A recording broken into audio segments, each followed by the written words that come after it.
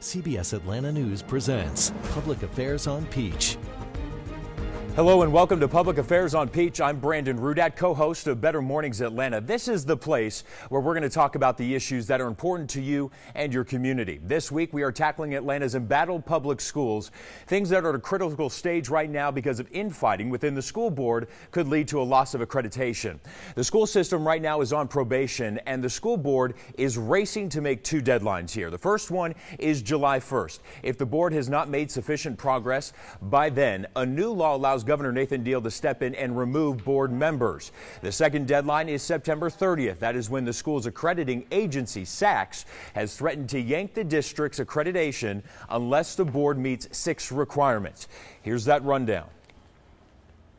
In January, the Southern Association of Colleges and Schools, or SACS, placed Atlanta Public Schools on probation, mainly because in-house bickering between school board members over how to handle a cheating investigation.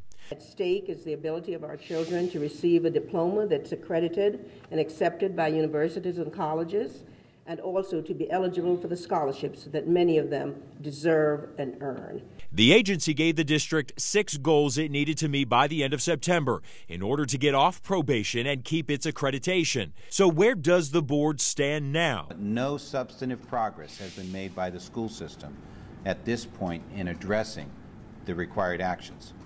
That's not a surprise. We expected at this point that they would be laying the groundwork, starting to organize themselves. Here are the 6 requirements. Number 1, regain the public's trust. Many parents are fed up. I want an apology, frankly, from the board members who started this inaction. And students say the controversy is distracting in the classroom. I guess it's disappointing in a sense that we've all worked so hard, and for something that really isn't relating to us, for it to really tarnish all of our hard work. The second requirement, hire a professional mediator. That's been checked off the list, but even the mediators are having a tough time getting the board on common ground. Degrade them just because they hired a firm as opposed to actually dealt with their issues. You know, they need to deal with their issues, and the firm is designed to help them, and they will over the course of time. The third and fourth requirements, review and revise policies and follow them.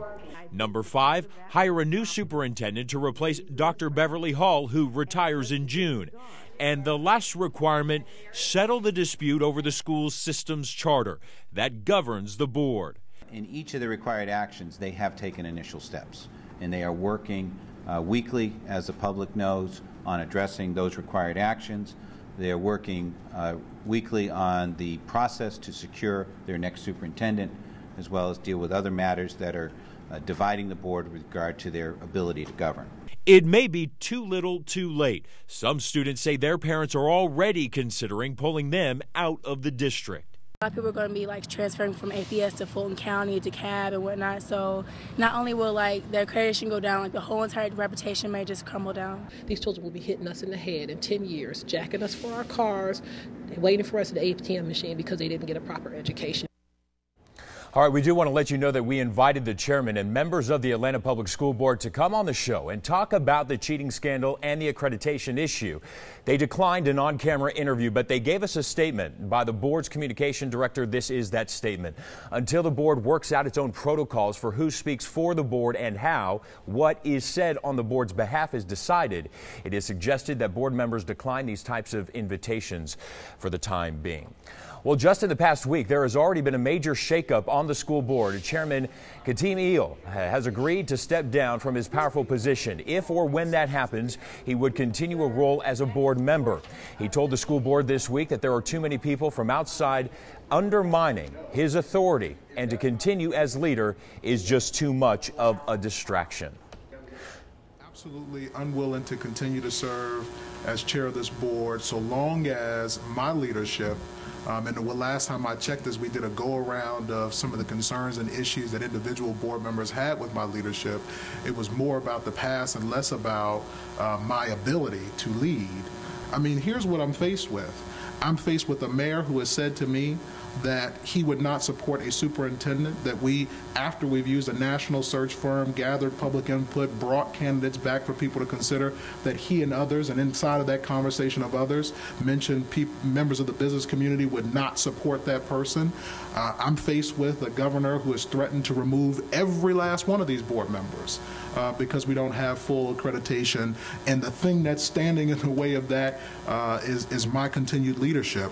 The same is true on whether or not the district retains its SACS accreditation. And I cannot forget the fact that, another threat that has been made against this board is the withdrawal of support from the philanthropic community. It blows my mind that people who have invested in children will say that they will allow adult decisions get in the way of their continued investment in children. But those are all the realities, political as they may be, that I'm up against. And so my answer to that is, okay, you win.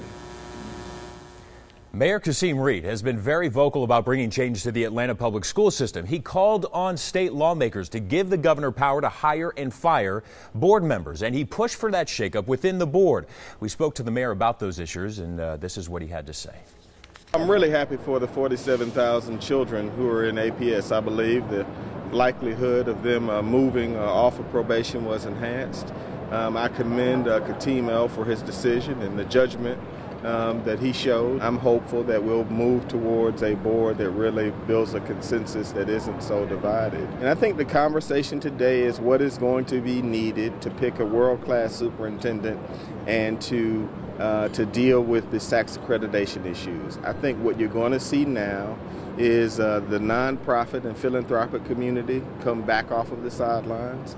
I think you're going to see the corporate community rally.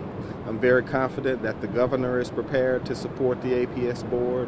So, this has been a very rough and unpleasant chapter for all of us. And I'm prepared to stand shoulder to shoulder with APS, work through these issues. I'm going to rally the corporate community in support of them, and I'm going to rally the nonprofit and the philanthropic community in support of them as well. So for me, this represents an end to a tough part of the process and a singular focus on children. I think we're going to get through the investigation of the cheating. I believe we're going to be better able to attract a superintendent, and I believe that we're going to move this system off of probation. All right, when we come back, we're going to hear from a former Atlanta School Board president who knows what it's like to be in the hot seat. Right now, you're watching Public Affairs on Peach.